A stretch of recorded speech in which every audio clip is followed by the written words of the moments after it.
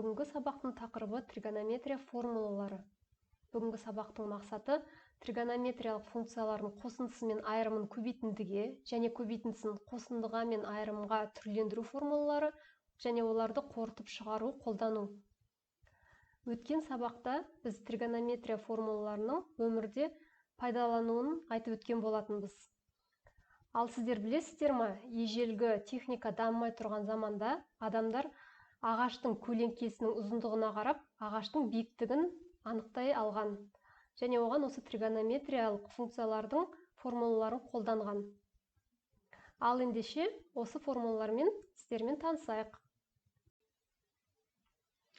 Оқушылар, өздеріңіз көріп отырғандай, бірінші бағанда тригонометриялық функциялардың қосындысы немесе айырымын көбейтіндіге түрлендіру формуласы көрсетілген. Екінші бағанға қарайтын болсақ, тригонометриялық функциялардың көбейтіндісін қосындыға немесе айырымға келтіру формулалары келтірілген.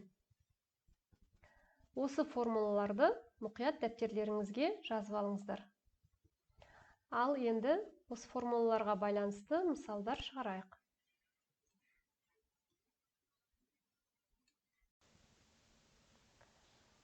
Оқушылар, бірінші мысал.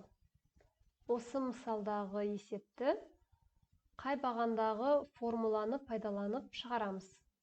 Қалай ойлайсыздар?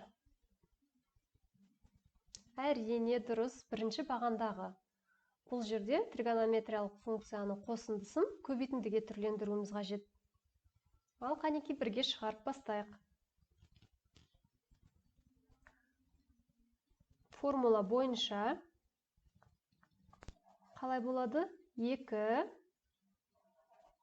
синус альфа қосылған бетта бөлінген 2. Біздің жағдайымызда 4 альфа қосылған 10 альфа бөлінген 2 болады.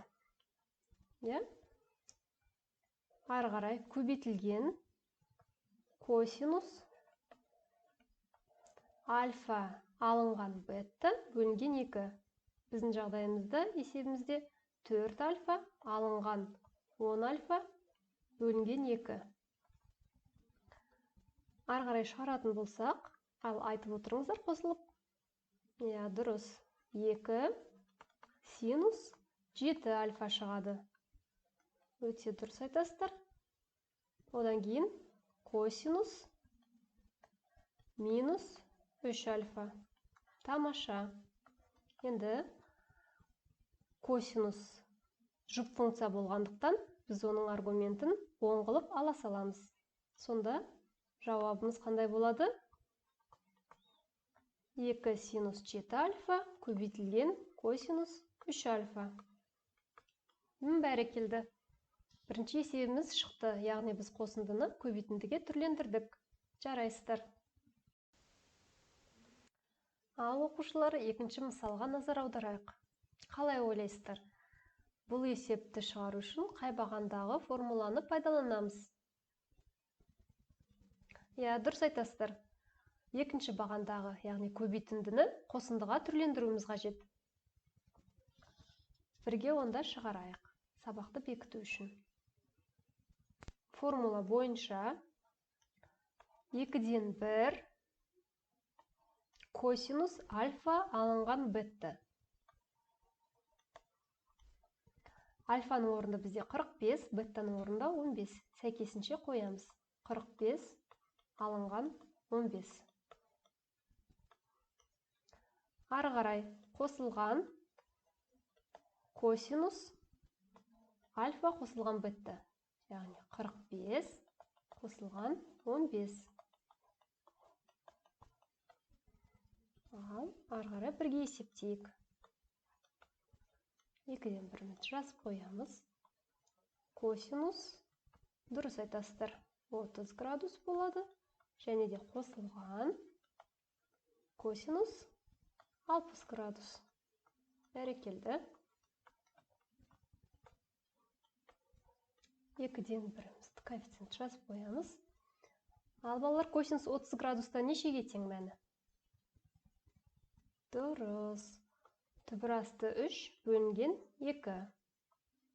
Қосылған. Ал косинус 60 градуста нешеге тең? Косинус 60-тың мәні 2-ден 1. Өте дұрыс айтасыздар. Ары қарай.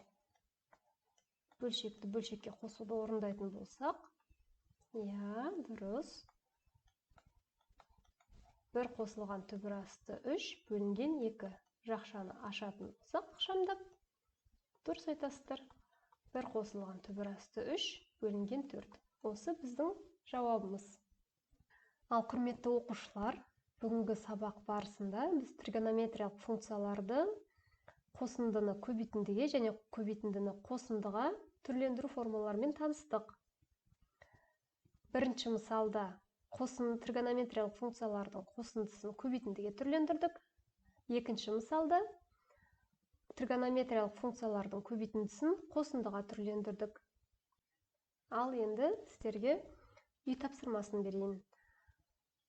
Кітаптағы номері 767 есеп және де 29 параграфты үйден оқып қайталап келесіздер. Сіздерге үйге тапсырма номері 767 есеп және де 29 параграфты оқып қайталап келесіздер. Есептің шешімін төмендегі сілтеме бойынша маған кері байланыс бересіздер. Үй тапсырмасын орындауға сіздерге сәттілік. Бүгінгі сабағымыз аяқталды. Назар салып тыңдағандарыңызға, қатысқандарыңызға көп рахмет.